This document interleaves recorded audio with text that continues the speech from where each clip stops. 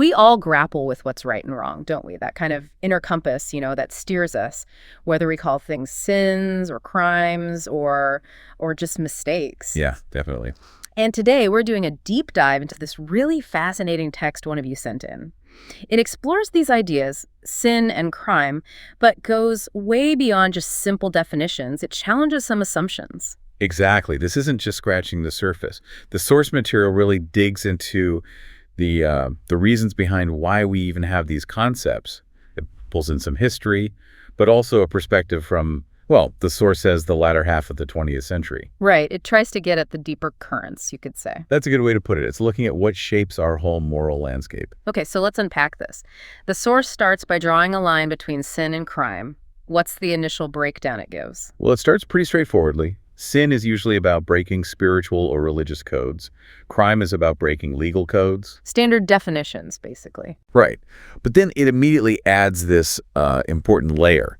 It says that sin is often based on specific religious dogmas, beliefs, and not necessarily on what it calls cardinal human values, these sort of core ethical principles. Ah, okay, so something could be a sin in one religion, but not necessarily violate those, fundamental ways we should treat each other. Precisely. And the source really emphasizes this. It says, wise people tend to focus on these cardinal human values, think empathy, fairness, that sort of thing, when they're judging right and wrong. They prioritize that over just religious rules. And that's a recurring idea. Oh, yeah. It comes up again and again, this focus on core human ethics. And didn't it mention someone from way back? Vyasa? What was his take? Yeah, Vyasa. According to the text, he had a really interesting definition. Sin was anything that hindered or slowed down social progress. Social progress? Yeah. And virtue was anything that accelerated social progress. So it's very community-focused, Morality linked directly to society's well-being. That's a different angle than just individual actions. How does that contrast with how the source defines crime, then? Well, crime is simpler in a way. It's violating the legal codes that different nations set up. Based on their own specific contexts, social, political. So laws made by governments. Exactly. And the source makes a point of saying these codes are framed by politicians and might not always align perfectly with those cardinal human values we talked about. Okay, so the legal system isn't always a perfect reflection of what's truly ethical. That's the idea. That's the argument being made, yeah. The text even suggests that truly rational people might feel they have to oppose a law if it fundamentally goes against core human values. A kind of moral imperative. Sort of. It keeps coming back to the importance of these basic ethical principles. Now, you mentioned dogma. The text also brought up some Sanskrit terms, didn't it? Pratyavaya and papa. Right. So pratyavaya is described as the sin of omission, not doing something you should do, like neglecting a duty. And papa is the sin of commission, doing something you shouldn't do, taking a forbidden action. Doing the wrong thing versus not doing the right thing. Basically, yeah. There's a combined term too, pataka, but the text says papa, doing the wrong thing, is the one people use more often. The focus is often on the action taken. And the source really hammers home this idea, prioritizing cardinal human values over religious dogma. It even uses strong language, saying people in the second half of the 20th century should, quote, revolt against blindly following dogma. It's a very strong stance, yeah. It sees these core ethical values as more universal and lasting than specific religious rules, which might be tied to a time or culture. Which leads into this concept of Sadvipras. What are they, according to the text? Ah, yes, the Sadvipras. The source calls them spiritual revolutionaries. Revolutionaries, what's their role? Their job, according to this framework, is to try and close the gap between crime, the legal codes, and those cardinal human values. To make the laws more ethical, basically. Exactly. The closer those two are, the more just the society is in this view. Because the core values are seen as relatively stable, unchanging. But laws obviously change all the time. Right. Crime definitions evolve. So the Sadvipras are these agents pushing for that alignment, making sure laws reflect fundamental ethics. Okay, so we have this framework: sin, crime, the central role of human values, and the Sadvipras trying to align things. Now, the text pivots to what it calls the three causes of sin.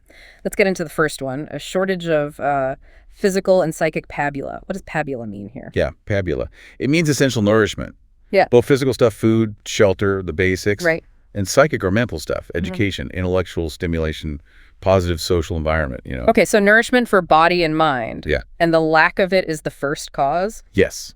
The argument is that when people lack these essentials, their ability to make good judgments, their discrimination, the text calls it gets weakened. It can lead to what the source terms brutality. It gives that example. Even an intellectual, if they're really suffering physically and get angry, might just lash out with harsh words, losing that reasoned perspective. Exactly. The basic struggle can override higher thinking. And it's not just physical lack, a lack of intellectual food, low education standards that can make people misunderstand right and wrong. Making them vulnerable. Yeah, vulnerable to manipulation, to bad ideologies. The text gives the really stark example of communal riots, blaming them on misguided leaders, and uses some very strong terms here, calling them political satans or political pigs. Wow, okay. Strong language indeed. But the core point is about vulnerability due to lack of resources and education. Right. It's a critique of societies where people lack basics. It suggests immorality is more likely where there's low socioeconomic consciousness. The takeaway is lack of physical and mental nourishment can, in this view, turn people into beasts, prone to sin and crime. Okay, that's cause number one. What's the second cause? It sounds like the flip side. Non-utilization of overaccumulated physical and psychic pabula. Too much stuff. Exactly. Having way too much. An excess of physical wealth, for example. The text argues this also causes problems because, well, our basic needs are actually limited. You can only eat so much food, wear so many clothes. Right. The text even calls the desire to just accumulate excessive money a mental disease. Mental disease. Interesting. It used an analogy, didn't it? Something about mangoes. Yeah, the mango grove. If someone owns a huge grove but can't possibly use or distribute all the mangoes, that excess doesn't really benefit anyone. It might just rot. It illustrates the problem of non-utilization. And this non-utilization it leads to? Misutilization, according to the source. People indulge in baser propensities, basically lower desires or distractions, instead of doing something meaningful with their resources or time. It points fingers historically, too. It does. It mentions kings, nawabs, the idle rich, even government officials who lack psychic or spiritual interests, saying they tend to become wicked and mean-minded because of this unused surplus. And it applies to intellect, too, not just wealth. Yes. Unused intellectual capacity, especially without good guidance, and here the Sadvipras come up again, providing that guidance can lead people to become, quote, polished satans. Polished satans. So clever, but doing harm. That's the idea, like the example of an orphan boy, bright but without direction, who ends up becoming a sinner because that potential isn't channeled properly. So it creates this dynamic, the haves, with unused surplus potentially causing problems, maybe indirectly, for the have-nots who lack basics. Yeah, there's that imbalance. But it also talks about problems within wealthy societies. People with too much wealth, too much time, maybe feeling aimless, leading to things like addiction, suicide, becoming social parasites, as the text puts it. Okay, so extreme lack is bad, and unchecked abundance without purpose is also bad. Both are root causes. That's quite a perspective. What's the third cause? Stagnancy. Stagnancy, yeah. Stagnancy in the psychic and physical strata. The core idea here is that dynamism, constant movement, progress is fundamental to life. Like things need to keep evolving. Right. But the text distinguishes between just like movement or activity in the physical or mental realms and true progress, which it says only happens in the spiritual stratum. It used that analogy of the bull. The bull in the oil grinding mill. Yeah. Yes, it walks and walks, moves constantly, but it's just going in circles. It's not actually progressing anywhere, unlike a bull moving freely across a field. So stagnancy is like being stuck, mentally inert, tied to old ways. Exactly. Mental inertia, dormancy. The source blames old dogmas, weaknesses, and lack of proper education. And this isn't just bad for the person, it argues. It harms society because it holds everyone back. Like that mentality, well, my ancestors did it this way, so I have to. Precisely that. The text explicitly calls that out as harmful stagnancy. It uses the simple example of clothing styles change. We don't wear exactly what our ancestors wore centuries ago, so why cling blindly to other old practices? It calls mental stagnancy a disease, right? Motionlessness. Yeah. And it uses another analogy, the cart stuck in the road blocking everyone else. That's what stagnancy does to progress. And it's pretty harsh on people who use, say, conservative family traditions as an excuse not to change or move forward, calls them materialists and mentally stagnant. Very critical. The overall message is the need for dynamism, for speed and acceleration, not getting bogged down. Okay, so 3 causes: lack, unused excess, and stagnancy. Deep-seated societal issues, really. So what does the source propose as solutions? How do we fix these things? Well, for the first cause, the shortage of physical pabulum, the solution proposed is guaranteeing minimum requirements for everyone, basic needs met. Sounds essential. How? It says this needs both a strong administration, like good governance, and an intellectual, ethical approach guided by those Sadvipras again. It warns that if basic needs aren't met, society could collapse. A direct link between poverty and societal stability makes sense. What about the second cause, the overaccumulation problem? For that one, the source emphasizes an intellectual approach, education, propagation of ideas, trying to shift mindsets away from hoarding. But it also says, significantly, that the necessary use of physical force might be needed, again involving the Sadvipras. Force to deal with overaccumulation. That's what it suggests, yes. To address the imbalance where surplus exists alongside severe scarcity. It implies persuasion might not be enough for entrenched interests. Okay. And the third cause, stagnancy. How do you deal with people stuck in old ways, blocking progress? This is where the source is probably most controversial. It argues that for deeply dogmatic-minded and traditional people, intellectual arguments just won't work. They're too entrenched. Right. So the text says they need to be struck. Metaphorically, one hopes, but struck forcefully by the Sadvipras to break their inertia. Struck. Didn't it use a sledgehammer analogy? It did. Like you need a heavy blow to break something really rigid and static.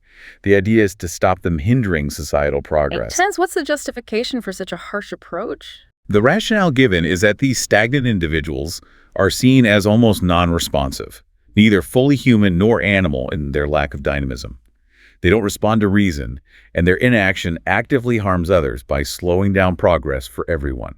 It can be a cause of death, it argues, maybe socially or psychologically. So the hammering is framed as a necessary evil to clear the path forward for humanity. Pretty much.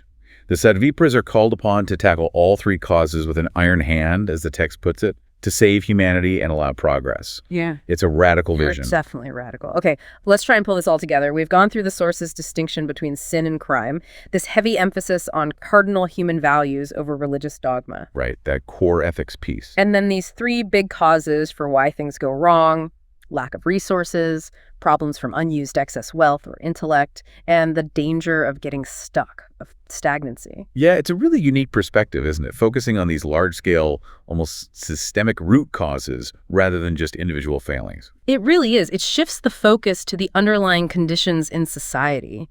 It challenges you to think about why people might act in ways we label as sin or crime, looking at these broader forces. Absolutely. Lack, excess, inertia. These are presented as the fundamental drivers. So as you're processing all of this, here's maybe a final thought to mull over. If the source points to these big societal causes, lack, excess, stagnancy, and calls for these Sadvipras to fix them, where does individual responsibility fit in? What role do we play as individuals in either contributing to these problems or perhaps helping to counteract them in the world today? That's the crucial question, isn't it? How does individual action relate to these big structural issues the text highlights? It's complex, and this deep dive, I think, gives us a really unconventional, maybe challenging, but definitely compelling framework for thinking about it all.